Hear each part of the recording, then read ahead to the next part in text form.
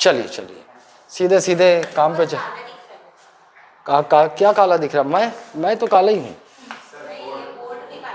Board भी काला दिख रहा है। इसका मतलब ये है, रुक जाओ खोल लेने दो।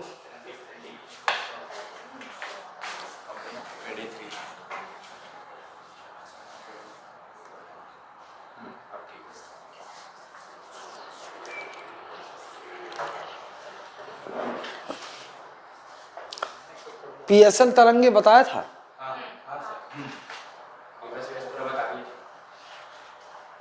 नोट्स मिल गया है? तो वो तो नहीं आएगा बोले सर। अच्छा हाँ, अभी नहीं आएगा। ठीक ठीक, नहीं आएगा। तो ये सब देख लिए थे हम लोग, है ना।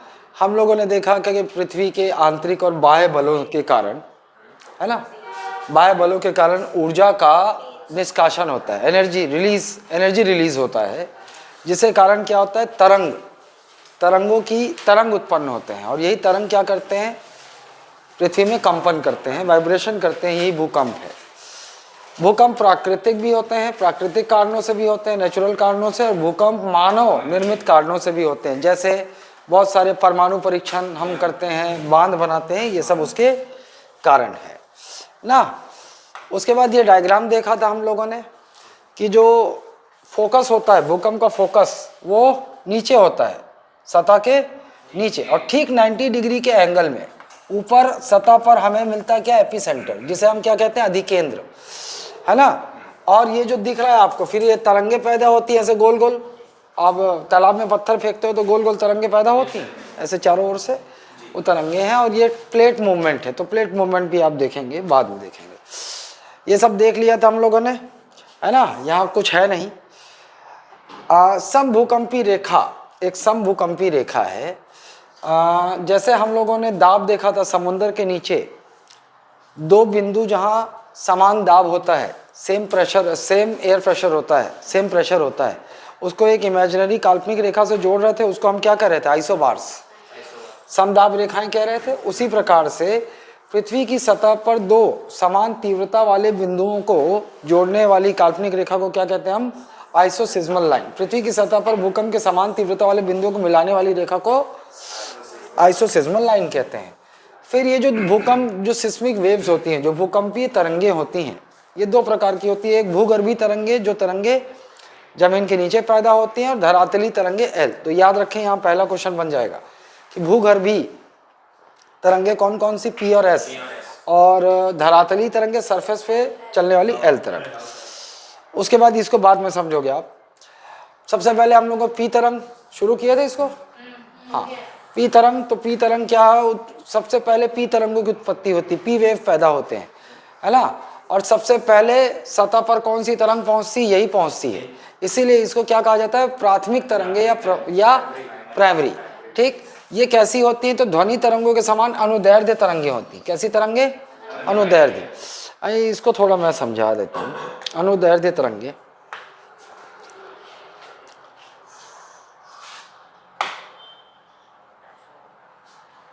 अनुदैर्ध्य तरंगे कैसी होती हैं,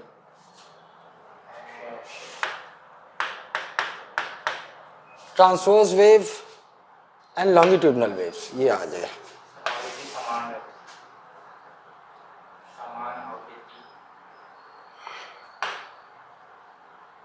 ये दिखाई दे रहा है, इसी में देख लो, उतना ज़्यादा वो तो आप उसमें देखोगे, या आप इसको देखो। आप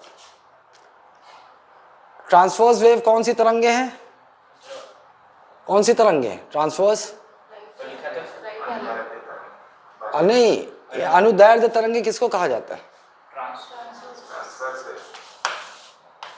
रुक जाओ इसको काट लेते हैं, नहीं तो कॉपीराइट लग जाएगा। आओ, वैसे क्या लगाएगा, वो तो बर्बाद हो गया है।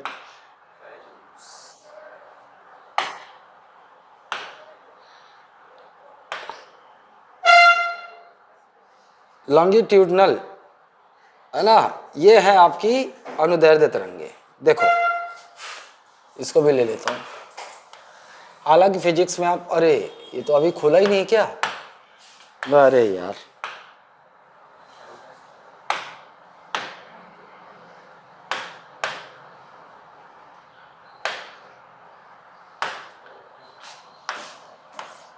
ये लो, इसको देख लो। फिजिक्स में ज़्यादा पढ़ोगे डिटेल में, लेकिन फिलहाल देख लो आप। यही है अनुदैर्ध्य तरंगे। कौन सी है? Longitudinal waves. ये आई सर इमेज इधर उधर लिखा सेम है। इमेज इधर उधर लिखा है तो उसको सुनो। लॉन्गिट्यूडनल वेव्स को यहाँ पर डायग्राम क्या बनाया? ये बनाया। हाँ सेम है, ठीक। यह है अनुदैर्ध्य तरंगे, यह है अनुदैर्ध्य तरंगे। अनुदैर्ध्य ये है, अनुदैर्ध्य, अनुदैर्ध्य और अनुप्रस्थ ये है, अनुप्रस्थ ये है, ठीक। अनुदैर्ध्य तरंगे की खासियत क्या होती है कि यहाँ पर तरंगों की दिशा में ही पार्टिकल्स मूव करते हैं।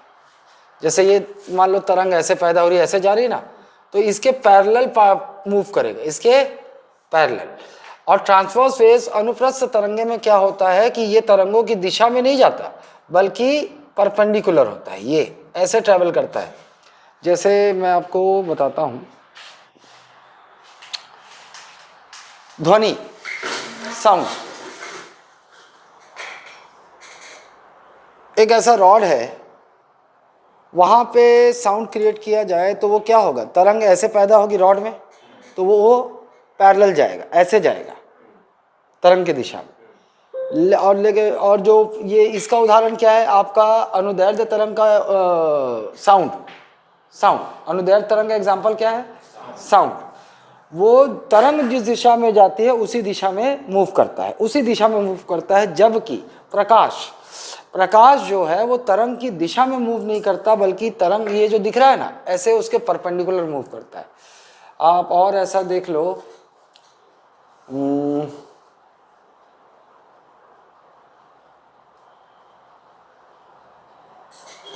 सुबह मैं एक एग्जांपल सोचा था यार। अब फिजिक्स में जानना, फिलहाल के लिए आप इतना जानिए कि लॉन्गिट्यूडनल जो वेव्स होती हैं वो अनुदैर्ध्य तरंगे होती हैं अंग्रेजी में। और इसमें इतना बस जानिए कि जो दिशा होती है तरंगों की, उसी दिशा के पैरेलल मूव करता है, पार्टिकल मूव करता है। जबकि इसमें क्या होता है? लंबवत मूव करता है, ठीक। और इसमें फिजिक्स में तो पढ़ोगे पूरा टॉपिक ही आएगा। आ जाइए। और एक खासियत क्या होती है अनुदैर्ध्य तरंगों की कि ये तीनों माध्यम में यात्रा करते हैं, तीनों माध्यम। ये अनुदैर्ध्य तरंगे जो होती हैं, लॉन्गिट्यूडनल वेव्स होती हैं, ये तीनों मीडियम में ट्रैवल करती हैं, solid, liquid, gas. Solid, liquid, gas. मतलब आपने हमेशा सुना होगा कि ध्वनि को यात्रा करने के लिए एक माध्यम चाहिए, कोई भी माध्यम हो, ध्वनि, लिक्विड, गैस, माध्यम चाहिए। अगर वो माध्यम नहीं होगा तो ध्वनि पहुंच ही नहीं पाएगी। जैसे एक कमरा अपन क्रिएट कर देते हैं, उसमें वैक्यूम क्रिएट कर देते हैं, कुछ भी नहीं है, हवा पानी कुछ नहीं है, हवा कुछ नहीं है, वैक्यूम है, निर्वात है वो। वहां पर दुनिया की सबसे तेज चीखने वाली महिला को खड़ा कर दें और दुनिया के सबसे कमजोर कान वाले को भी उसको अंदर रख दें और वो महिला चीखे तब भी उसको सुनाई नहीं देगा।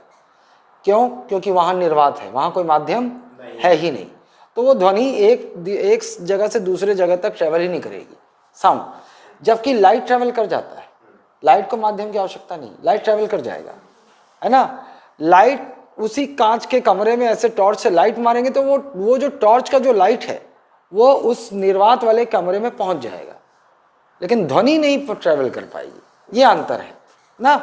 चलो, ये तीनों माध्यम में गमन करती है। अब एक सवाल आ जाएगा कि मान लो जो ध्वनि है यहीं पैदा हो गया, तीनों माध्यम में ट्रेवल करती है, सॉलिड, लिक्विड, गैस। तो मुझे एक बात बताओ, ध्वनि तरंगे सबसे तेज यात्रा ट्रेवल किस में करेंगी? सॉलिड में। क्यों? हाँ, उसमें जो घनत्व तो ज़्यादा होता है, पार्टिकल आपस में चिपके हुए होता है और ध्वनि को चाहिए माध्यम। पार्टिकल आपस में चिपके रहेंगे तो यहाँ से ट्रांसफर, यहाँ से ट्रांसफर, आगे से ट्रांसफर हो जाएगा। जबकि लिक्विड में थोड़े दूर दूर रहते हैं तो ध्वनि ज़्यादा दूर तक यात्रा नहीं कर पाएगी, और गैस में तो और दूर दूर रहते हैं तो और दिक्कत होगी। इसीलिए आप लोगों ने देखा होगा कि गर्मी में आपकी ध्वनि दूर तक यात्रा नहीं कर पाती है। गर्मी में क्यों? क्योंकि गर्मी में हवा गर्म हो जाती है और जो हवा के अणु, मॉलिक्यूल्स होते हैं वो दूर दूर हो जाते हैं, जब गर्म होती है कोई वायु तो दूर दूर हो जाता है, लेकिन ठंडी में क्या होता है, ठंडी में उसी गैप में वाटर वेपर, मतलब अब मॉलिक्यूल्स जो है पास पास हैं, एक तो घनत्व तो बढ़ जाता है, तो इसीलिए ठंडी में ट्रेन की सीटी बहुत दूर तक सुनाई देती है ना। आइए, ये गति भी दे दिया जो बताया मैं आपको, वेग घटते क्रम में ठोस में सबसे ज़्यादा होगा, तरल गैस, इनकी गति तीनों तरंगों में सबसे तेज होती है। एक और चीज़, सबसे तेज तरंगें किसकी, तो हम लोगों ने कल देखा था ना, एक तो उत्पत्ति ओरिजिनेशन PSL, ये सीरीज था, P पहले फिर S फिर L, फिर उसके बाद क्या देखा था हम लोगों ने, इसकी स्पीड, गति देखी थी, गति में भी यही सबसे तेज गति P की, उससे कम S की, उससे कम L की, ये देखे थे हम लोग। और उसके बाद हम लोगों ने एक चीज उल्टी देखी थी, तीव्रता इंटेंसिटी, तीव्रता में हम लोग उल्टा कर दिए थे, LSP, तीव्रता क्या है, इंटेंसिटी। अभी आप तीव्रता का आप मतलब समझो, इसमें सबसे ज्यादा तीव्रता किसकी है, L की है, और सबसे कम स्पीड किसकी है ना। अब देखो आप, गति के उल्टा चल रहा है, गति जिसकी सबसे ज्यादा उसकी तीव्रता सबसे कम, और जिसकी सबसे कम है उसकी सबसे ज्यादा।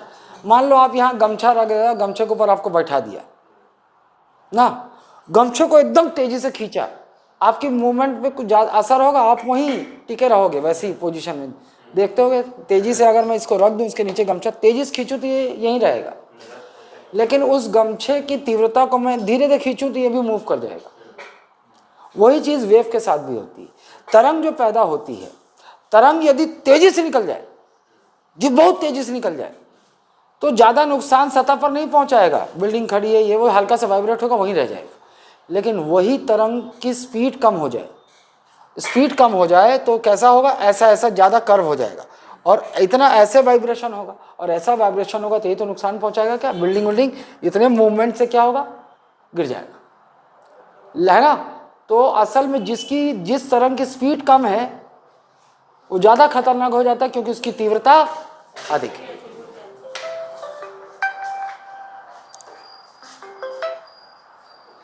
हाँ सोनाल, बकर करने के लिए अभी क्लास में हूँ रे। हेलो, अपन उड़ीसा जा रहे थे तो एक गांव में घटना घटी थी, तो गांव का नाम थोड़ा संजय पूछना चाह रहे थे, भाई अरे मेरे साला, मेरे को अपन, मैं बहुत अच्छा हूँ, लेकिन एक बात बता कि उस गांव का नाम मेरे को याद रहेगा, मैं अपना नाम भूल जाता हूँ, उस गांव का नाम याद रहेगा मुझे, है?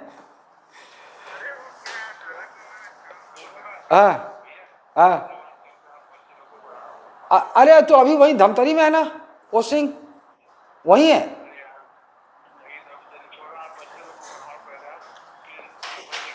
अच्छा चल, मैं क्लास के बाद लगाता हूँ, ठीक। ये थर्ड रैंकर सोनाल डेविड है,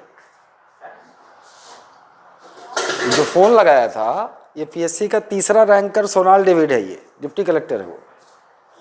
हाँ नहीं, मेरा स्टूडेंट नहीं है, ऐसे तो मैं इसको बुला लूँ स्टूडेंट प्रचार कर देता,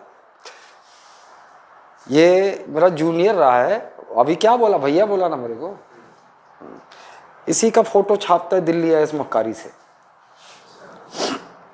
चलो छोड़ो, ये समझ गए, आगे चलिए। फिर कहाँ पहुंचे हम लोग, S तरंगों में। भैया P तरंग, बाकी जो चीज़ें मैं बता चुका हूँ वो तो जान गए हो भैया। S तरंगे P के बाद पैदा होती हैं, फिर स्पीड इनकी उत्पत्ति इनके बाद पैदा होती है, स्पीड P से कम होती है, ठीक, गति P से कम, ये आप समझ चुके हो उस चार्ट में, तो इसको बताने की जरूरत नहीं है ना। ये केवल ठोस माध्यम में गमन करती है, एक बात याद रखना है, S तरंगे केवल ठोस माध्यम में गमन करती है, वो डायग्राम में काम आएगा। फिर L तरंगे हम लोग एडवर्ड लव ने खोजा था, इसलिए इसका नाम हो गया लव तरंगे। इसकी स्पीड सबसे कम होती है, लेकिन इसकी तीव्रता सबसे अधिक होती है, और यही विनाशकारी होता है। और एक और चीज कि L तरंगे केवल सरफेस पे यात्रा करती हैं, केवल सरफेस पे ट्रैवल करती हैं, ये ऊपर तक पहुंचती जरूर है, उसके बाद लेकिन केवल सरफेस पे ही यात्रा करती हैं और इनकी गति सबसे कम होती है, लेकिन इनकी तीव्रता इंटेंसिटी सबसे ज्यादा होती है और विनाश यहीं पहुंच जाती है। ठीक, उसके बाद ये भी देख लिए थे अपन, देख लिए थे। आइए, पृथ्वी की सतह से आंतरिक परतों की गति में वृद्धि होती है, तो पता है आपको, तरंगे नीचे जाएंगी सतह से। देखो देखो ये सतह है, मान लो भाई एल तरंग तो ऊपर ही गति करती, पी तरंग नीचे चलती हैं, है ना, और एस तरंग नीचे चलती है। लेकिन यहां भी एक और चीज भाई, क्रस्ट के नीचे तो मेंटल आता है, मेंटल आता है ना, मेंटल के बाद कोर आता है। कोर में भी दो चीज, एक बाहरी मेंटल आउटर कोर और एक इनर कोर। आउटर कोर किस में रहता है? फ्लूइड में रहता है, फ्लूइड में रहता है ना आउटर कोर। और पी जो है उसकी एक प्रॉब्लम, एक उसका है, जितने नीचे जाओगे गति क्या होगी? बढ़ेगी ना। क्यों बढ़ेगी? कितनी नीचे? देखो भाई तरंग पैदा होती, जान लो ये फोकस है, तो तरंग तो गोल गोल पैदा होती है ना, तो एक तो सरफेस की ओर जा रहा है, एक नीचे भी तो जाएगा। ठीक है, अच्छा, कोई भी तरंग हो वो नीचे जब जाएगी, गहराई में जाएगी, तो उसकी गति में वृद्धि होगी, कमी होगी? वृद्धि होगी। क्यों? क्योंकि जैसे जैसे आप नीचे जाते जाते हो और ठोस होता जाता है, घनत्व बढ़ता जाता है, और कॉम्पैक्ट होता जा रहा है, घनत्व बढ़ता जा रहा है। लेकिन पी वाले की आप खासियत देखो, देखो एस केवल ठोस माध्यम में ट्रेवल करता है, तो एस क्या ये मेंटल क्रॉस करके कोर में जा पाएगा? एस नहीं जा पाएगा। क्यों? ये बीच में क्या आ जाएगा? कोर का आउटर कोर आ जाएगा, जहां पर क्या है? लिक्विड है। हालांकि लिक्विड लसलसा होता है, वो विस्कस बोलते हैं अपन, विस्कस फ्लूइड, वहां एस गति नहीं कर पाएगा। लेकिन पी तो गति करता है, तीनों माध्यम में गति करता है।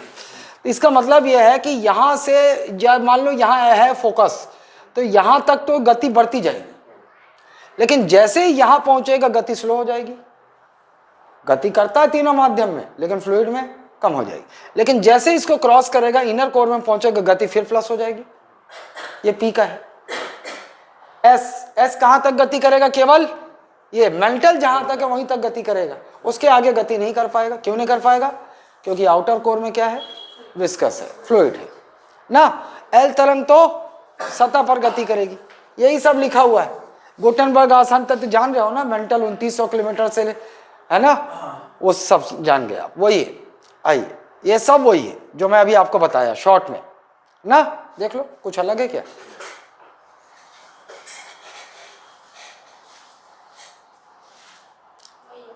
वही है ना। एल तरंगे केवल सतह पर ही गति करती हैं, इसलिए सबसे विनायक भूकंप के अधिकेंद्र के भीतर सभी स्थानों पर पीएम दोनों तरंगों गति करती है।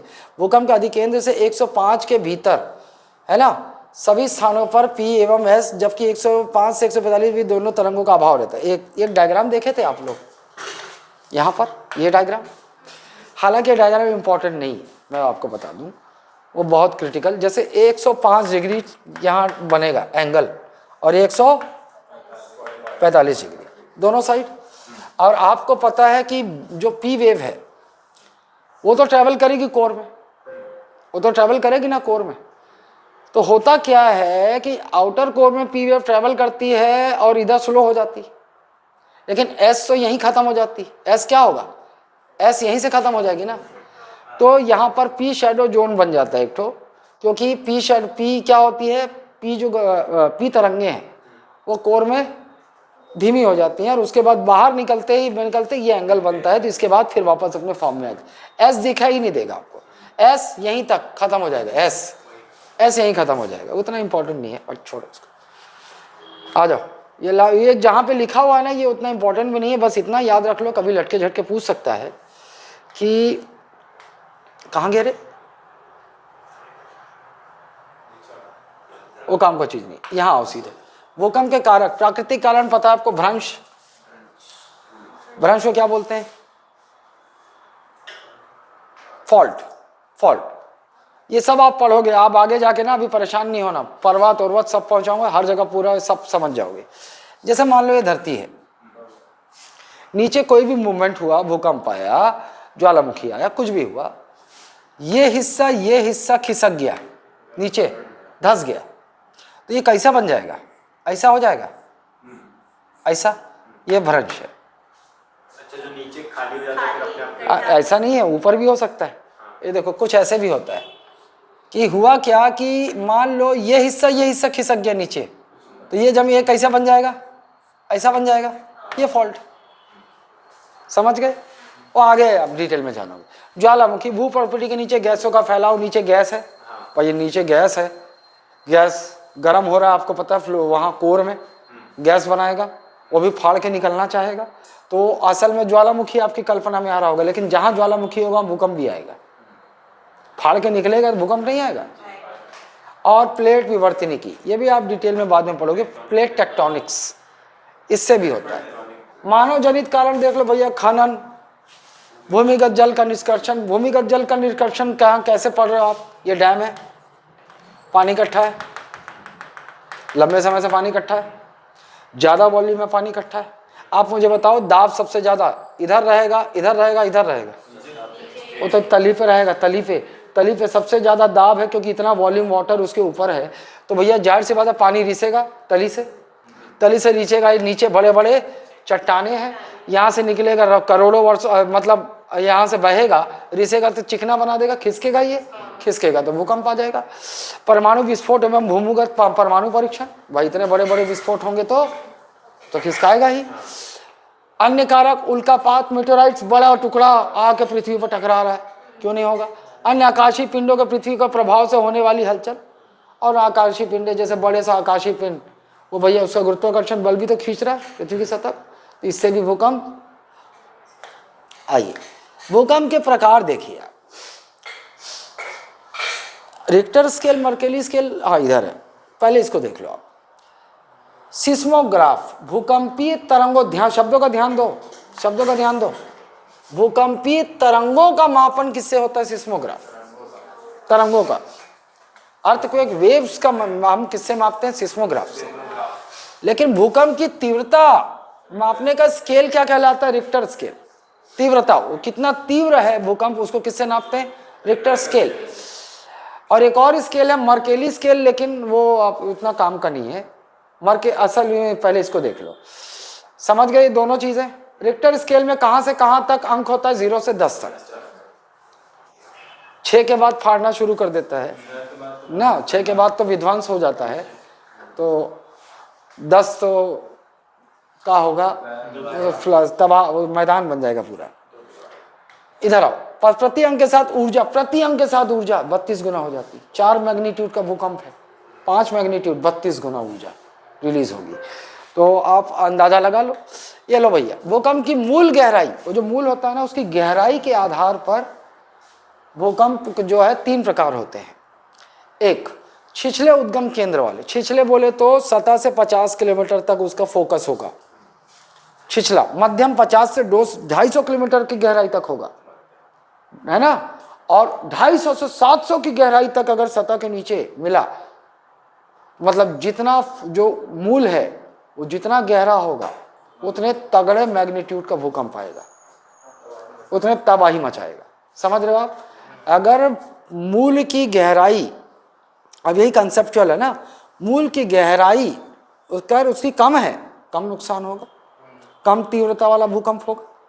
मूल की गहराई जितनी ज़्यादा है उतनी ज़्यादा तीव्र होगा, उतना ज़्यादा नुकसान होगा। चलो, छिछले उद्गम केंद्र मतलब 1 से 5 मैग्नीट्यूड का भूकंप आता है। मैग्नीट्यूड बोलते हैं 1 से 5।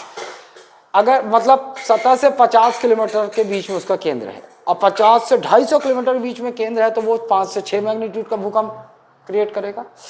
और अगर 250 से 700 नीचे चला गया और गहरा चला गया, तो 6 से 8 इतने में तो साफ हो जाते हैं ना। ये क्लियर है? यहाँ से भी पूछ सकता हो सबसे ज़्यादा विनाशकारी क्या होगा? गहरे उद्गम वाला।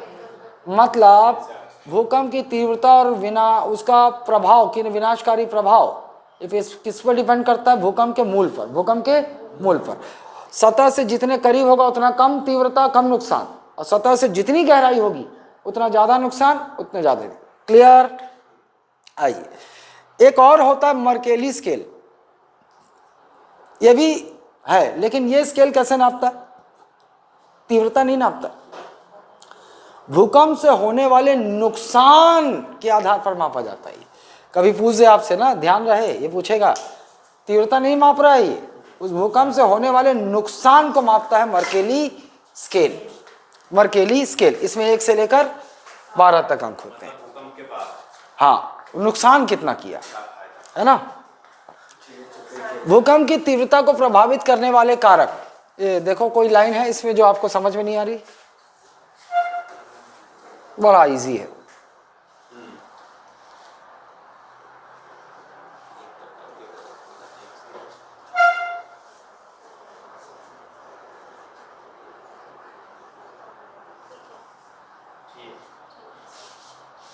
पेड़ पौधे होते हैं पकड़ के रखते हैं, वहां उसका असर कम होता है। विश्व के लगभग 63% भूकंप कहाँ आते हैं, परिप्रशांत महासागरीय पेटी, ट्रांस पैसिफिक ओशियन ना। पहले इसको देख लो, फिर मैं डायग्राम में लेके आता हूं। दिख रहा है आपका, आइए।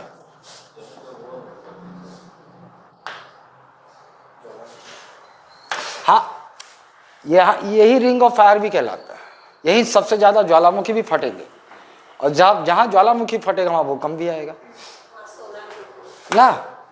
और फिर सोना हीरा सब बाहर निकल के आएगा ना।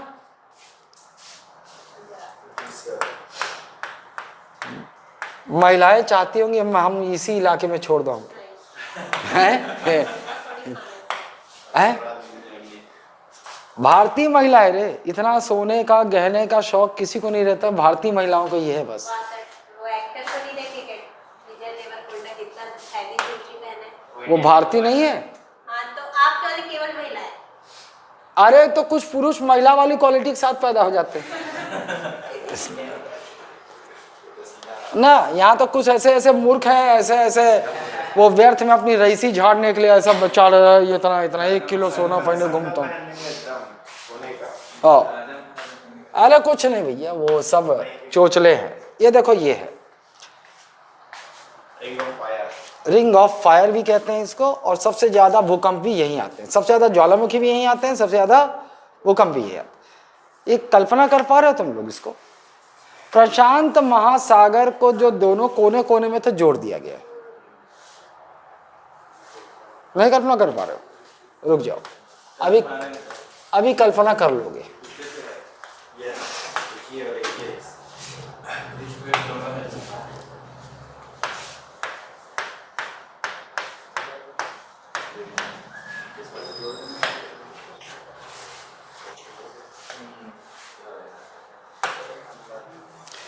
अरे देखो क्या किया है, ए सुनो सुनो, ये ऐसे लाके जोड़ दिया और उसको सामने कर दिया, उसको सामने कर दिया तो ऐसा हो गया, ऑस्ट्रेलिया इधर आ गया, साउथ अमेरिका इधर आ गया। समझे कि नहीं समझे? इसको ये और ये हिस्सा जोड़ दिया गया, समझे ना। मैप नक्शे में देख लो, चलो तुम्हारे पास तो मैप है, जोड़ लो उसको, ऐसे ही स्ट्रक्चर बनेगा। हाँ, ये देखो ऑस्ट्रेलिया ये हो गया, और ये आपका क्या है, साउथ अमेरिका, नॉर्थ अमेरिका, इसी के बीच में तो है प्रशांत महासागर।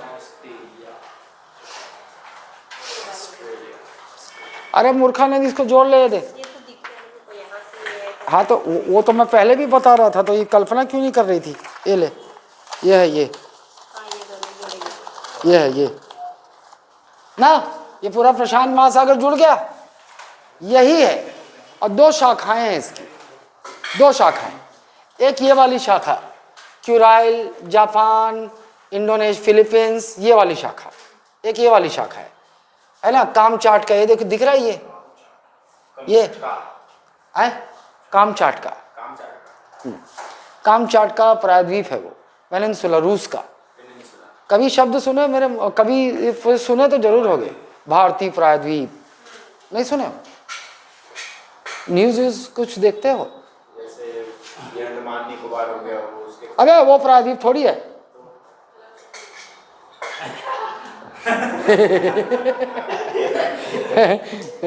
ये एक जन कहा थे, वो कहा थे नहीं लक्षद्वीप है, तो हम गलत बोला था, सुनो नहीं। देखो आगे देखेंगे, ये छोटा सा भूभाग जो पानी से घिरा हुआ है, ये द्वीप कहलाता है, आइलैंड, ये आइलैंड है। आइलैंड भी दो प्रकार के होते हैं, एक समंदर के बीच में है तो उसको सी आइलैंड बोलते हैं, और कुछ नदियों के बीच में भी होते हैं, उसे नदी द्वीप बोलते हैं, रिवर आइलैंड बोलते हैं। जैसे भारत का दुनिया का सबसे बड़ा नदी द्वीप कौन सा द्वीप? माजुली। हाँ, ब्रह्मपुत्र, असम में ब्रह्मपुत्र नदी के बीच में एक आइलैंड है माजुली, और वो विश्व का सबसे बड़ा नदी द्वीप है।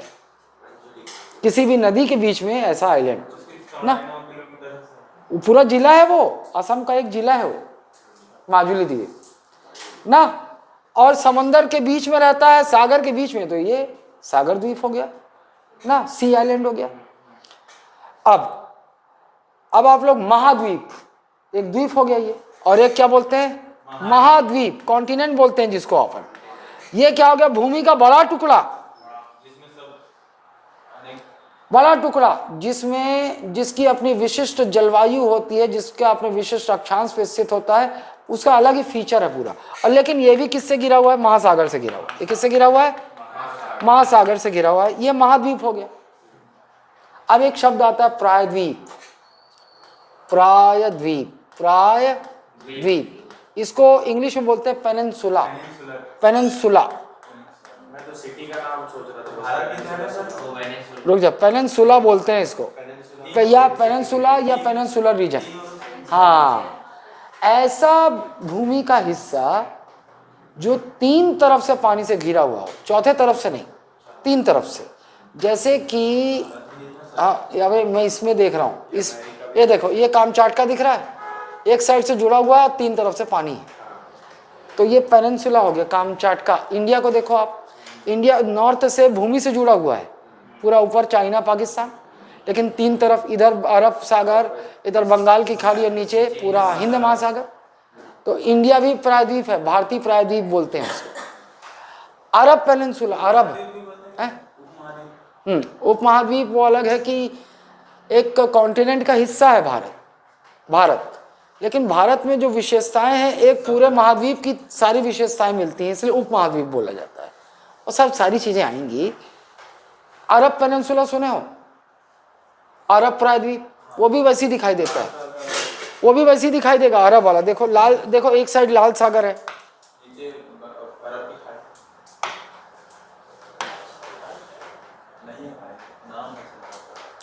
लाल नहीं है, उसका नाम है लाल सागर।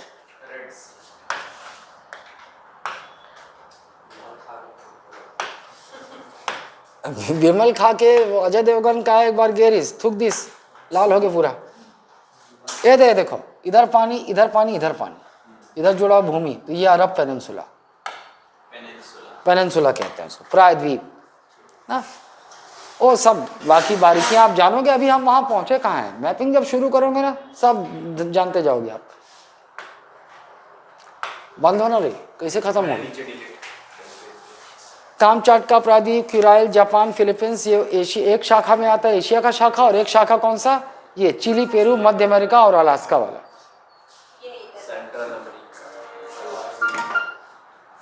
क्लियर? सुनामी। अच्छा रुको, इससे पहले तो मैपिंग है भैया, मैपिंग है। अब आ जाओ, देखो भूकंप जो होते हैं उद्गार के आधार पर, on the basis of eruption, तीन प्रकार के होते हैं, तीन प्रकार। सॉरी, अरे ज्वालामुखी यार, ज्वालामुखी साला, भूकंप याद आ गई। इधर आओ, सुनामी देखो आप। सुनामी एक जापानी शब्द है जिसका अर्थ होता है बंदरगाही लहरें ना। इंग्लिश में स्पेलिंग देख लो भैया, टी साइलेंट होता है।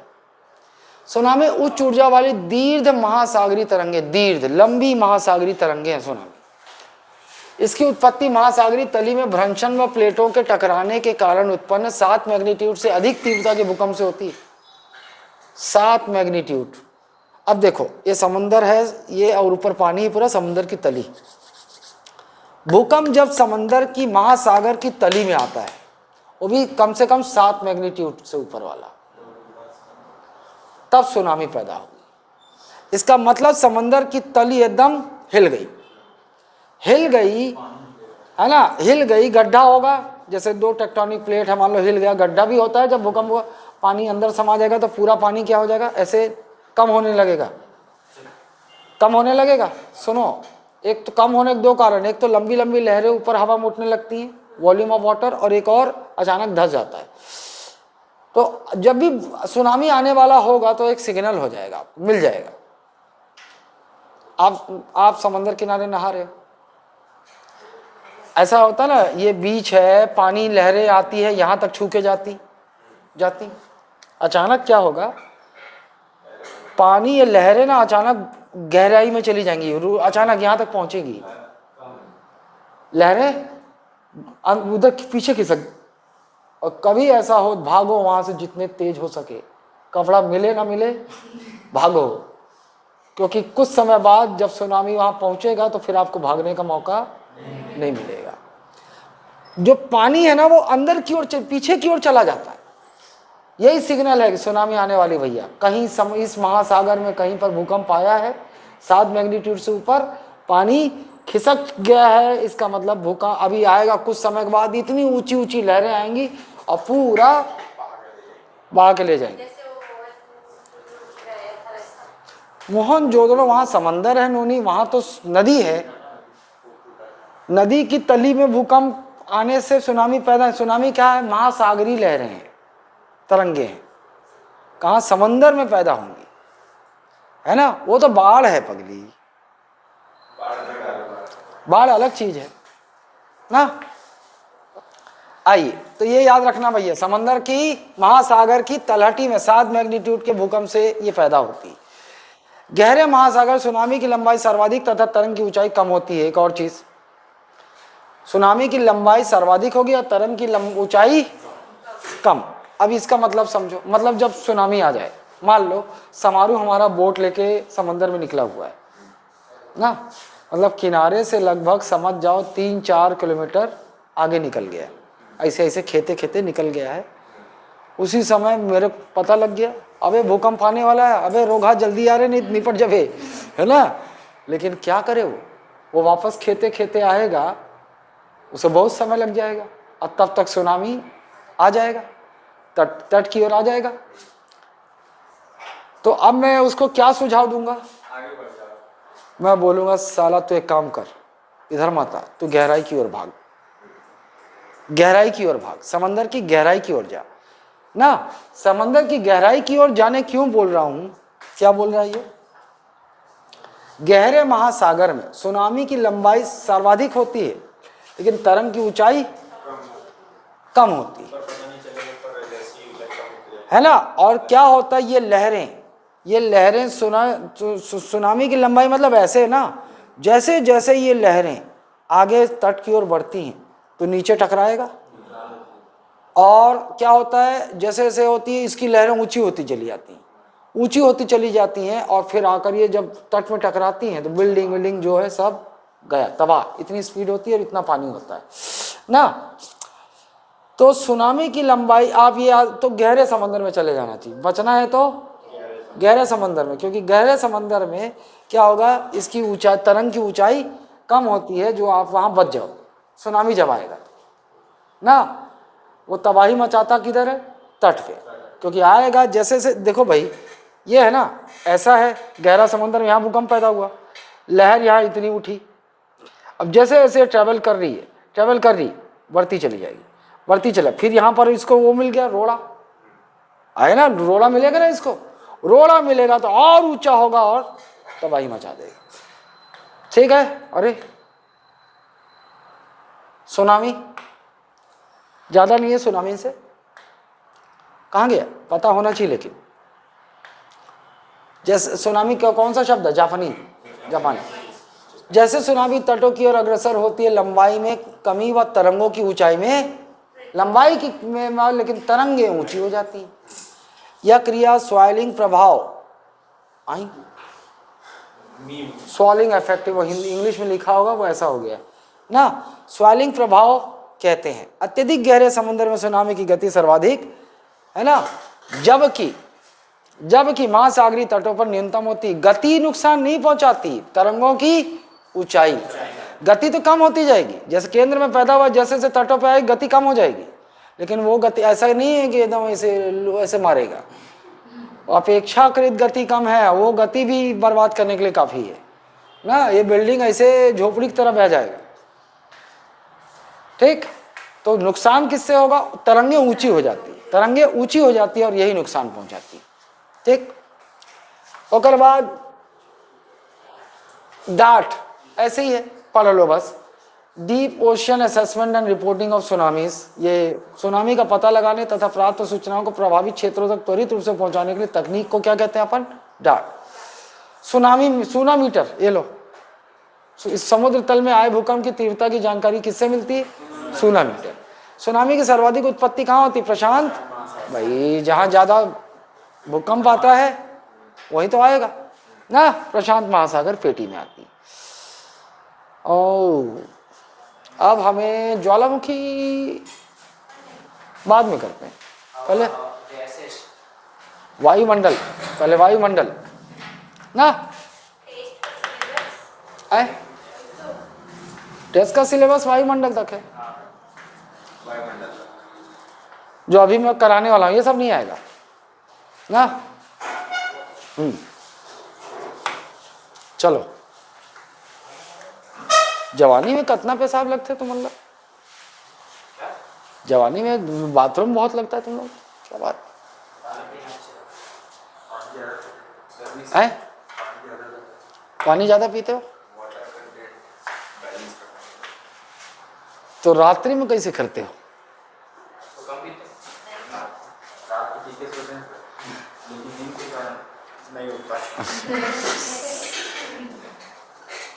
अबे उसमें हलाली नहीं करना चाहिए, उसमें हलाली करने से नुकसान होता है ना। लेकिन आदमी इतना लेदरा है, अरे कौन उठ के जाए, कौन उठ के जाए। लेकिन एक समय आएगा फिर तुम कंट्रोल ही नहीं कर पाओगे।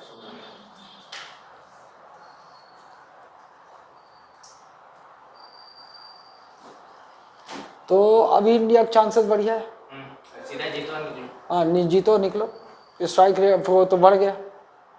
अभी स्ट्राइक रेट का वो नहीं है, जीत नहीं। हाँ वो तो कितने रन से? अफ्रीका हारता तो स्ट्राइक रेट हाँ, ये शुरू करना है अपने को ना। फैक्चुअल है, थोड़ा ध्यान दो, थोड़ा फैक्चुअल ही है ये। वायुमंडल विभिन्न प्रकार की गैसों का एक विषम मिश्रण है जो पृथ्वी के चारों ओर से घिरे हुए हैं। बताने की जरूरत नहीं कुछ यहाँ।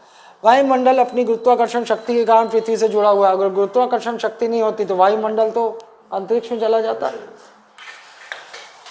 वायुमंडल सौर विकिरण की लघु तरंगों शॉर्ट वेव्स के लिए पारदर्शी है, ओपेक टू शॉर्ट वेव्स। ये लो, वो सौर विकिरण देखो आप, जो हमारा सौर विकिरण है ना, सोलार रेडिएशन, उसकी जो शॉर्ट वेव्स होती हैं, लो तरंगे, उसके लिए पारदर्शी, वो मतलब प्रवेश कर जाती है ना। लेकिन स्थलीय विकिरण की लंबी तरंगों के लिए अपारदर्शी। स्थलीय बोले तो हमारा भूकंप भी रेडिएशन करता है, जमीन पृथ्वी भी रेडिएट करती है। ये रेडिएट करती है ना, तो जो इसके लंबी तरंगे होती हैं, लॉन्ग वेव्स, वो एटमॉस्फेयर को चीर के बाहर नहीं जा पाती, यहीं रह जाती हैं अंदर ना। जबकि सूर्य की जो लघु तरंगे होती हैं वो हमारे वायुमंडल को चीरते हुए धरती की सतह पर पहुंचती हैं। समझ रहे हो? सोलार रेडिएशन देखो, लंबी शॉर्ट वेव्स भी होती हैं, लॉन्ग वेव्स भी होती हैं ना। तो सूर्य से निकलने वाली शॉर्ट वेव्स ही हमारी एटमॉस्फेयर को चीरते हुए सतह पर पहुंचती है, लॉन्ग नहीं पहुंचती, है ना। लेकिन पृथ्वी भी तो रेडिएट करती है। देखना आप, जब गर्मी होता है, आप देखे नहीं हो, वो क्या है, सूरज की गर्मी से तप जाती है तो छोड़ती है ना भाप, क्या है, रेडिएशन तो है।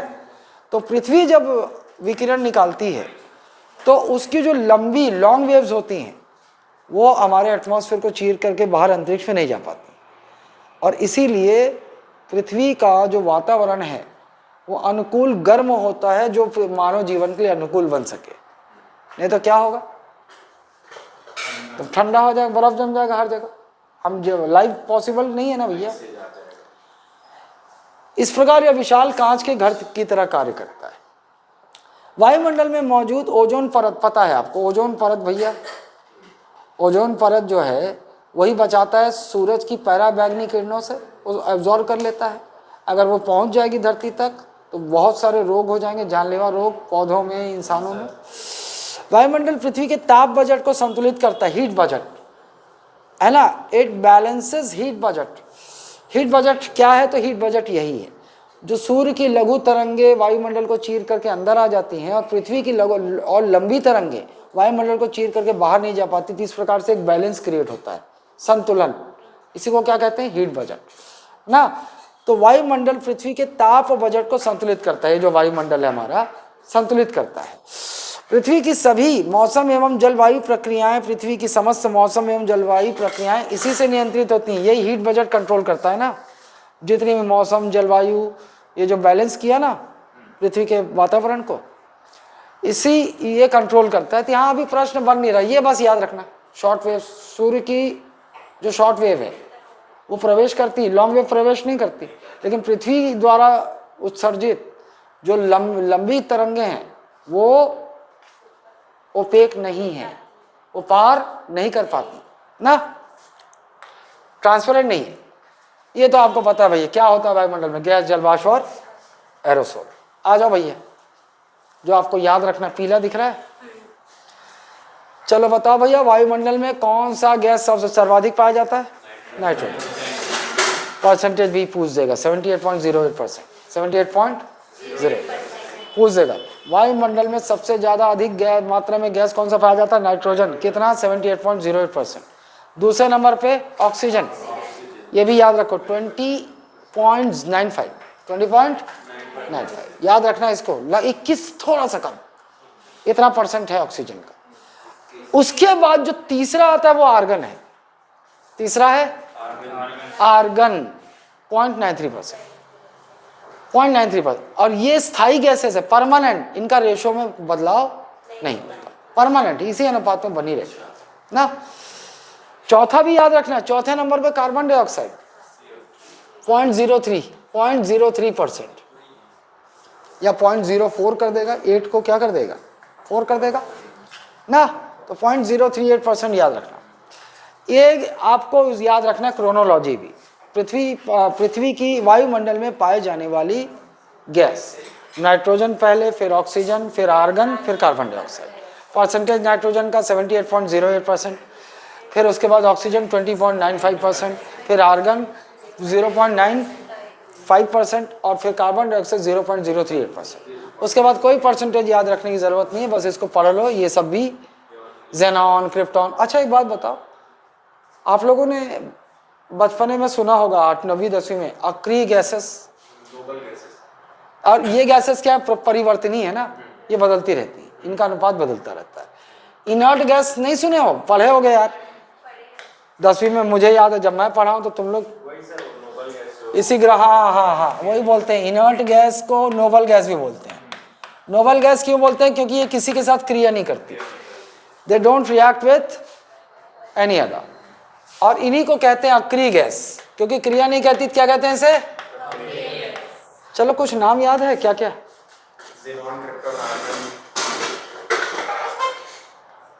Helium, neon, argon, xenon, krypton, radon. Chemistry में आएगा तो पढ़ोगे, अब इतना हड़बड़ाना मत है। उसमें देखो ज़ेनॉन को सिनीन वैसा लिखते हैं हिंदी में ना। ये हो गया। वायुमंडल में रेडॉन नहीं मिलता, याद रखना, रेडॉन वायुमंडल में नहीं मिलेगा आपको। सारी अक्रिय गैसेस मिलेगी, देखो फैक्ट बन जाएगा ये सब। ये सारी अक्रिय गैसेस मिलेंगी आपको वायुमंडल में। कौन सा नहीं मिलेगा? रेडॉन नहीं मिलेगा। और इस अक्रिय गैस, अब प्रश्न आ जाएगा, अक्रिय गैसों में सर्वाधिक मात्रा में कौन सी गैस पाई जाती है? ऐसे प्रश्न बनते हैं ना, आर्गन। ठीक, आइए CO2 और जल वाष्प 90 किलोमीटर की ऊंचाई तक पाए जाते हैं। एक और फैक्ट याद रख लो भैया, कार्बन डाइऑक्साइड और जल वाष्प वाटर वेपर सतह से 90 किलोमीटर की ऊंचाई तक ही मिलते हैं, जबकि ऑक्सीजन जो है वो 120 किलोमीटर की ऊंचाई तक मिलता है। याद रखिएगा। नाइट्रोजन तो और ऊपर, बहुत ऊपर। नाइट्रोजन अगर हमारे नीचे यहाँ नाइट्रोजन गैस उस मात्रा में पाई जाती तो भी लाइफ पॉसिबल नहीं होता ना। आ जाओ भैया, सबसे पहले नाइट्रोजन वायुमंडल में सब पता है आपको, और आपको पता है भैया नाइट्रोजन इस्तेमाल, आप नाइट्रोजन क्या करता है, ऑक्सीजन को रोक कर दहन को नियंत्रित करता है ना। याद रखना भाई, पृथ्वी पर कंबशन मतलब कोई चीज जलती है, वो दहन प्रक्रिया तभी संभव है ऑक्सीजन होगा तब। ऑक्सीजन यदि नहीं है तो दहन पृथ्वी पे संभव ही नहीं है। और अगर ऑक्सीजन, फिर ऑक्सीजन को रोकने का काम करता है क्या, नाइट्रोजन, अगर है ना। अच्छा बताओ, वो किसका प्रयोग करते हैं अपन फायर एक्सटिंग्विशर में, वो कार्बन डाइऑक्साइड है। वो क्या है, कार्बन डाइऑक्साइड है ना, जमा हुआ कार्बन डाइऑक्साइड। ड्राई बोलते हैं उसको, ड्राई आइस ना। आप लोग सुने हो, देखे हो आप लोग कभी ऐसे कुछ बर्फ का टुकड़ा जैसा होता है जो एकदम धुआं छोड़ता रहता है, वही है ड्राई आइस। हाँ, आजकल शादी में इस्तेमाल करते हैं, धुएं में सब ना। वो बहुत ठंडा होता है, वो हाथ में रख नहीं पाओगे आप। जो हमारे फ्रिज में बर्फ का क्यूब जमता है ना, वो तो रख लोगे, मुंह में भी रख लोगे, वो बहुत ज्यादा ठंडा होता है। वो ड्राई आइस कभी पकड़े हो, छुए हो, अवसर नहीं मिला है? देखिए प्रैक्टिकल। शादी में बच्चे लोग ऐसा हाथ में लेते हैं, वो धुआं नहीं कर रहा, धुआं नहीं कर एक जो खाया था तो मर गया। अबे वो तो खाना नहीं है, रहा, बच्चा खा गया।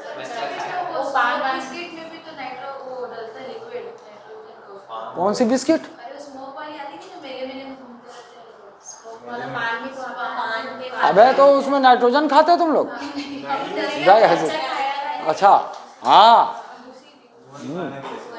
धुआं निकालते उसी निकल गया, वो पहुंच गया, वो जल रहा था फिर धुआं निकला होगा है ना। ये देखो एक और चीज, यह प्रोटीन एमिनो एसिड बनाता है। नाइट्रोजन प्रोटीन एमिनो एसिड बनाता है जो जैव मंडल में मौजूद सभी जीवित प्राणियों के लिए, जीव नहीं जैव, वही एक ही है, जैव या जीव एक ही है, जीवित प्राणियों और पौधों के लिए आवश्यक भोजन का मुख्य हिस्सा है। पूछेगा भैया क्या बनाता है, प्रोटीन एमिनो एसिड ना। ग्रीन हाउस गैस देख लो भैया, अभी बात निकल आई तो ग्रीन हाउस गैस देख लो। CO2 ग्रीन हाउस गैस है, N2O nitrous oxide green house gas है, CH4 methane green house gas है। ग्रीन हाउस जानते हो क्या है, क्या है? ये तीनों गैस वास्तव में पृथ्वी के द्वारा उत्सर्जित विकिरण को अवशोषित कर लेती हैं, है ना, जो पृथ्वी के तापमान को जीवन जीने के लिए अनुकूल बनाती हैं। इसीलिए इन्हें क्या कहा जाता है, ग्रीन हाउस गैस ना। यदि इनकी मात्रा हद से बढ़ जाए तो क्या होगा, ये CO2 N2O CH4 अगर ये बढ़ने लगे तो क्या होगा, ग्लोबल वार्मिंग। फिर CO2, इसीलिए तो बोलते हैं कार्बन डाइऑक्साइड उत्सर्जन कम करना है हमको, क्योंकि सबसे ज्यादा खतरनाक यही है। ये क्या करेगी, ग्लेशियर को पिघला देगी और फिर क्या होगा, सब डूबता चला जाएगा, डूबने लगेगा, गर्मी बहुत बढ़ जाएगी। एक तो टेम्परेचर ही जो है 55-60 डिग्री पहुंच जाएगा, उसमें मरने लगेंगे। और उसके बाद इतना टेम्परेचर क्या करेगा, ग्लेशियर पिघला देगा। ग्लेशियर अगर पृथ्वी की सारी हिमनद बोलते हैं, क्या बोलते हैं, हिमनद, ग्लेशियर को, बर्फ के जो बड़े बड़े पहाड़ हैं, अगर वो पिघल गए, ये जो 1/4 है ना पृथ्वी पर भूमि, सब डूब जाएगी ना। इतना पानी है पृथ्वी पर, लेकिन वो जमा हुआ है ग्लेशियर के रूप में, इसलिए बचे हुए। ठीक है, ये मैं बोला कि यहाँ पर आ जाए। नोट्स मिला कहाँ है? अबे अच्छा, हाँ, इसे जोड़ो आया हूँ इसको कि पता हो जाए। ग्रीन हाउस गैस, हाँ अब अभी जोड़वाया। याद नहीं रहेगा बे, लिख लेना इसको, साला याद रखेंगे ऐसा बोलते हो जैसे आप टेस्ट में। हाँ आगे पढ़ा था, टेस्ट में भी आया था कॉलेज। आओ, अच्छा नाइट्रोजन साइकिल में आपको एक पढ़ाऊंगा ना, छुट्टी के बाद हम रिज्यूम करेंगे ना नाइट्रोजन साइकिल और वो सब आगे करेंगे, उसको अच्छे से पढ़ाना है मेरे को नाइट्रोजन साइकिल। कितना दिन क्लास होगी फिर? आज आखिरी है, टेस्ट दोगे संडे को, फिर छुट्टी। कब आएंगे? 8 तारीख को मैथ्स का टेस्ट, मेगा टेस्ट, 9 तारीख से क्लास। आओ, जीवों एवं पौधों द्वारा वायुमंडलीय नाइट्रोजन के उपभोग तथा उससे विभिन्न प्रकार के यौगिकों कंपाउंड में परिवर्तित करने तथा जीवाणुओं द्वारा अपघटन के बाद डिकम्पोजिशन के बाद उसे पुनः वायुमंडल में निष्कासित करने की प्रक्रिया को नाइट्रोजन चक्र कहते हैं। मतलब देखो आप, वायुमंडल में जो नाइट्रोजन है वो जीव, पृथ्वी पर रह रहे जीव विभिन्न प्रकार के कंपाउंड समझते हो, दो चीजों को मिला दो तो एक नया यौगिक बन जाता है, उसको बनाकर है ना क्या करते हैं, और जीव उसका इस्तेमाल करते हैं, जैसे पौधे इस्तेमाल करते हैं खाने के रूप में ना। और मनुष्य जब मरता है, डिकम्पोज होता है, तब भी वहाँ से एक यौगिक निकलता है नाइट्रोजन का, क्योंकि हम पौधा खाते हैं, हम जानवर खाते हैं। ये देखो, पौधे नाइट्रोजन का इस्तेमाल करते हैं भोजन बनाने के लिए, जानवर खाते हैं पौधों को, और मानव खा जाता है जानवरों को, तो उसके अंदर भी अंश चला गया। फिर जब वो मरता है तो जो नाइट्रोजन है वो सर्जित भी हो, डिकम्पोज होगा, निकलेगा, और फिर वापस उसी को इस्तेमाल किया जाता है। जो नाइट्रोजन को प्रक्रिया चलती रहती है, इसी को नाइट्रोजन चक्र कहते हैं ना। इसको मैं पूरा डिटेल में पढ़ाऊंगा। आगे चलिए, ऑक्सीजन अत्यधिक सक्रिय गैस है भैया, पता है, तभी तो आग लगता है। जो हरे पौधों द्वारा प्रकाश, पता है आपको ऑक्सीजन कौन इस्तेमाल करता है भैया? फोटोसिंथेसिस तो ये पता होगा ना, बायो में पढ़ोगे, हालांकि कखा गगा की तरह पढ़ोगे आप वहाँ पर बायो में, लेकिन फोटोसिंथेसिस वो प्रक्रिया है जिसमें पता है आपको पौधे सूर्य की रोशनी, जल की उपस्थिति, वाटर वेपर की उपस्थिति और ऑक्सीजन की उपस्थिति में क्या करते हैं, अपना खाना बनाते हैं। सामान्य भाषा में यही है ना, अपना खाना बनाते हैं ना, यही है फोटोसिंथेसिस। ठीक, तो ऑक्सीजन बहुत इंपॉर्टेंट घटक है फोटोसिंथेसिस का ना। पृथ्वी पर दहन की प्रक्रिया ऑक्सीजन के बिना संभव छोड़। वायुमंडल में अक्रिय गैसों में आर्गन की मात्रा सबसे यह प्रकृति में भारी, इसलिए वायुमंडल की निचली परत में मिलेगी। आर्गन भारी होती प्रकृति में, इसलिए निचले ही में मिलेगा, लेकिन रेडॉन को छोड़कर सभी अक्रिय गैस वायुमंडल पाई। नोट याद रखना, रेडॉन प्रश्न बन जाएगा। कार्बन डाइऑक्साइड भैया देख लो, यह वह गैस है जो जीवाश्मों के जलने तथा विभिन्न प्रकार के जीवों के श्वसन से वायुमंडल में हम छोड़ते हैं। कार्बन डाइऑक्साइड हम छोड़ते हैं और जलता है तो भी निकलता है कार्बन डाइऑक्साइड। यह एक भारी गैस है, इसलिए इसका अधिकांश सांद्रता वायुमंडल में निचली परत में मिलती। भारी गैस है कार्बन डाइऑक्साइड, इसलिए अधिकांश कहाँ मिलेगा, निचली परत। इसका अधिकांश प्रभाव निचले वायुमंडल में वो ये। प्रकाश संश्लेषण सबसे महत्वपूर्ण गैस है भैया। प्रकाश संश्लेषण बोले तो फोटोसिंथेसिस, जिसके द्वारा स्वपोषी पौधे कार्बनिक पदार्थ बनाते हैं ना। यह पृथ्वी के तापमान यानी ताप बजट को संतुलित करने के महत्वपूर्ण भूमिका निभाता है कार्बन डाइऑक्साइड, क्योंकि यह सौर विकिरण के लिए पारदर्शी है। सौर विकिरण के लिए पारदर्शी है कार्बन डाइऑक्साइड, पारदर्शी इसीलिए तो सौर विकिरण घुस पाती है, लेकिन पृथ्वी के बाहर जाने वाले स्थलीय विकिरण के लिए अपारदर्शी है कार्बन डाइऑक्साइड। पृथ्वी जो भेज रही है उसको कार्बन डाइऑक्साइड रोक लेता है यहीं, उसको पार नहीं होने देता, लेकिन सूरज की जो शॉर्ट वेव्स हैं वो इसको चीर करके पारदर्शी आ जाती हैं। तभी तो ये जो हीट बजट को मेंटेन करने में महत्वपूर्ण भूमिका निभाता है CO2 ना। मैं मान के चल रहा हूँ कि आपको सब समझ में आ रहा होगा, क्योंकि वो सारी चीज बातें हो गई है ना। इसलिए जैसे जैसे वायुमंडल में CO2 की मात्रा बढ़ेगी, पृथ्वी की सतह के ऊपर का तापमान भी बढ़ेगा। CO2 बढ़ेगा तो तापमान बढ़ेगा। वायुमंडल में कार्बन डाइऑक्साइड की मात्रा को नियंत्रित करने के लिए एक अब कुछ कदम भी उठाए गए, समय समय पर उठाए जाते रहे। जैसे 1997 में क्योटो प्रोटोकॉल, क्योटो कहाँ है, जापान में शहर है क्योटो प्रोटोकॉल। पेरिस जलवायु सम्मेलन 2015 में हुआ। इसमें कार्बन डाइऑक्साइड को उत्सर्जन को कंट्रोल करने के लिए विशेष सारे देश के लोग वहाँ मिले थे, है ना। कुछ सहयोग, कुछ हस्ताक्षर हुए हैं कि हाँ भाई हम ये इतना टारगेट रखेंगे। ठीक, हाँ कार्बन वही तो है। ओजोन देख लो भैया, ये हल्के नीले रंग, अब देख लो पीला जो भी दिख रहा है इंपॉर्टेंट है। कैसा है ओजोन, होता है हल्का नीले रंग का, तीखी गंध होती है और वाष्पशील गैस, इवेपोरेट होता है। यह मुख्य रूप से समताप में, देखो आप लोगों ने जब पढ़ा होगा तो आप पढ़े हो यहाँ मेन, यहाँ पढ़े हो मेन समताप मंडल। आप लोगों ने देखा था कि 15 से 35 किलोमीटर की ऊंचाई पर कहाँ मिलता ओजोन, 15 से, लेकिन आप लोगों ने देखा है ना 15 कई जगह क्षोभ मंडल ही 18 किलोमीटर तक पहुंच जाता है, इसीलिए उसको दोनों ले लिया। लेकिन मुख्य तौर पर अगर एक चूज करना है तो क्या चूज करोगे? समताप। अबे समताप, तो उसके बीच में ऐसा अरे यार उसका मेन लेयर ऊपर है, मोटाई ऊपर है। वो तो अपन इसीलिए बोल रहे हैं भाई कि क्षोभ मंडल ऐसे तो नॉर्मली 13 किलोमीटर है, लेकिन भैया भूमध्य रेखा पर ऊंचा हो जाता है, 18 किलोमीटर तक पहुंच जाता है, और ओजोन 15 से 35, इसलिए तो समताप मंडल लेना एक चुनना है। तो वैसे दोनों में है, थोड़ा हिस्सा इसमें भी आ जाता है ना कहीं कहीं, ठीक है।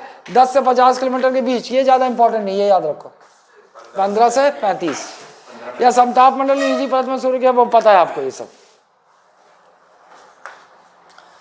क्लोरोफ्लोरोकार्बन एक ये भी आ जाता है, देखो CFC सुने होगे, क्लोरोफ्लोरोकार्बन, ये खतरनाक है, ओजोन परत को नुकसान यही पहुंचाता है। Chlorofluorocarbon CFC, carbon chlorine fluorine युक्त गैर है, क्लोरीन क्लोरीन क्लोरीन क्लोरीन होना CFC क्लोरोफ्लोरोकार्बन। अबे नीचे जो लिखा है ना अच्छा, हिंदी वाला इंग्लिश वाला चल रहा है। युक्त गैर विषाक्त तो ज्वलनशील कृत्रिम यौगिक हैं, ये कंपाउंड है ये सब ना, जिनका इस्तेमाल रेफ्रिजरेंट, एरोसॉल, प्रॉपलेंट, ब्लोइंग एजेंट के रूप में होता है। इन सब का इस्तेमाल AC से निकलता है सब, फ्रीऑन यान, ये सब बहुत सारे, ये सब ओजोन को नुकसान पहुंचाते हैं। ओजोन पर नुकसान पहुंचाता है, शक्तिशाली ग्रीन हाउस प्रभाव दिखाता है। मॉन्ट्रियल, अब मॉन्ट्रियल नहीं है रे, मॉन्ट्रियल प्रोटोकॉल 1987, उत्पादन प्रतिबंधित है इसका। हाँ ये भी नहीं है, ये अलग से डब्बा में जुड़ा है ना, ठीक। ये लो कहाँ है मॉन्ट्रियल, कहाँ है आपको बता दो, यही मॉन्ट्रियल प्रोटोकॉल का नाम अभी बदल के क्या हो गया है? नहीं नहीं वो नहीं है, वो नहीं है। अच्छा 16 सितंबर ओजोन दिवस के रूप में मनाते हैं हम लोग, पता है आपको? यही जोड़ना होगा इसको आपको। क्या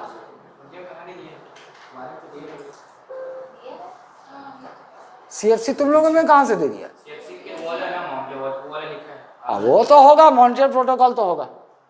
CFC का टॉपिक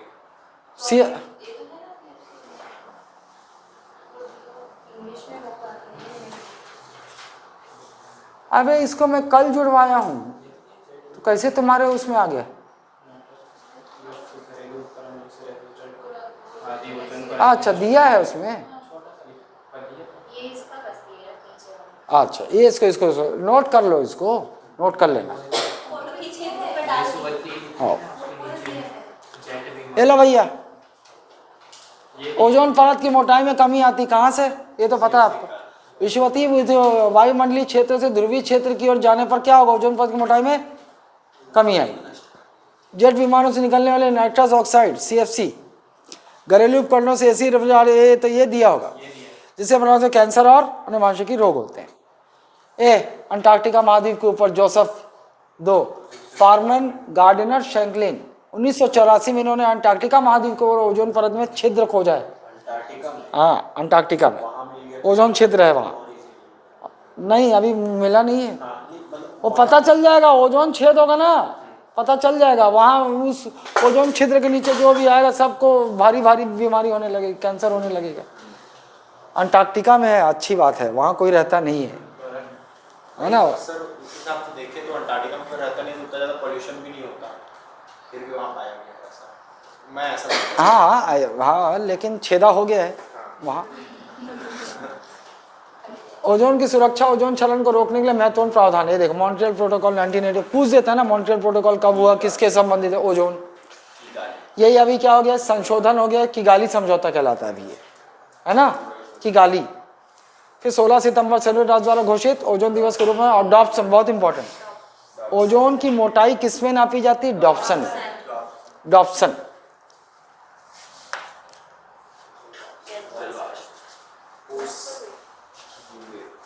गैसीय अवस्था जल की है तो सबको पता है ना, मात्रा ऊंचाई के साथ क्या होगी, घटेगी कि बढ़ेगी?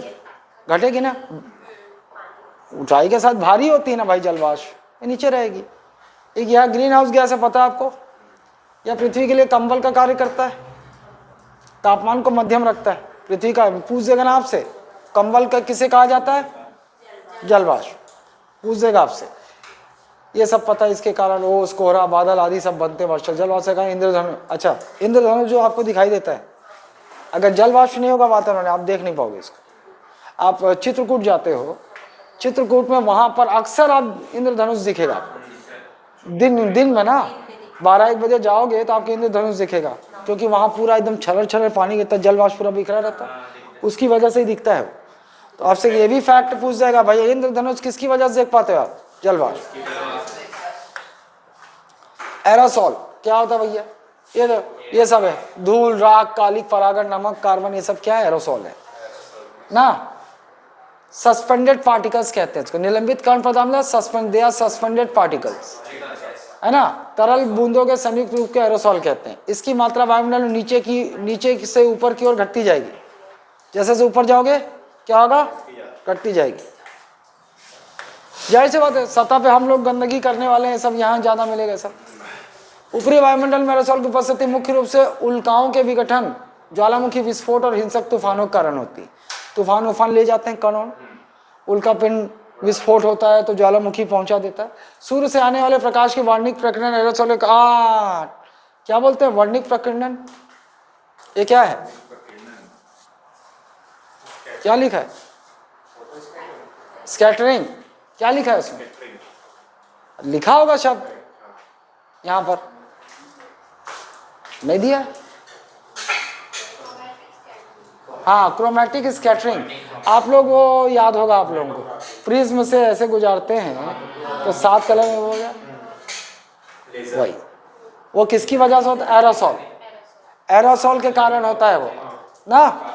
और इसलिए सुरम्य आकाशीय रंग, आकाश के सुरम्य में देखो कभी लाल कभी ऐसे आकाशीय दिखता है, वो इसीलिए दिखाई देता है। तो वो जो आकाश में आप विभिन्न रंगों के कलाकृतियां देखते हो, वो विभिन्न रंग वो किसकी वजह से दिखाई देते? एरोसॉल की वजह से। एरोसॉल या धूल के कारण हाइग्रोस्कोपिक नाभिक के रूप में कार्य करते हैं, जिसके चारों ओर जलवाष्प संघित होकर बादल बनाते हैं। कभी लटके झटके पूछे, हाइग्रोस्कोपिक नाभिक, इसी के चारों ओर बादल बनते हैं ना। जब वायुमंडल में मौजूद एरोसॉल, सल्फर डाइऑक्साइड, एक और चीज इंपॉर्टेंट है, यही एरोसॉल में जब सल्फर डाइऑक्साइड मिल जाता है तो बन जाता है स्मॉग। स्मॉग बोले तो गैस। अबे सालों, ये फॉग है, ठंडी में आपको जो फॉग बनता है, और अगर इसी फॉग में ये धुंध है, पहले कोहरा है, ये कोहरे में अगर मिल जाए आपका क्या? सल्फर डाइऑक्साइड, तो वो इतना गहरा हो जाए दिखेगा नहीं कुछ, वो स्मॉग बन जाता है। स्मॉग इसीलिए बोलते हैं ना, स्मोक मिल जाता है तो क्या बन जाता है? ये स्मॉग। सल्फर डाइऑक्साइड का ही स्मोक होता है वो, तो स्मॉग बन जाता है। ये खत्म हो गए। ओ बाकी तो ये कर चुके हो आप लोग। यही आपका सिलेबस है वायुमंडल, वो सब नहीं आएगा। जितना लोग सिलेबस होता है। हाँ ये तो बता चुके हैं ना। संरचना भी आएगा। हाँ हाँ वो सब आएगा पगली, और शुरू से आएगा ना। कल ही पेपर बनाना पड़ेगा है, नहीं 25-30% रहेगा पीछे से। 50-60%। तुम लोग को अबे 100 हो चाहे 50 हो। भी दे दो मेरे को, कोई मत। हाँ अच्छा साला पहले पूछ ली।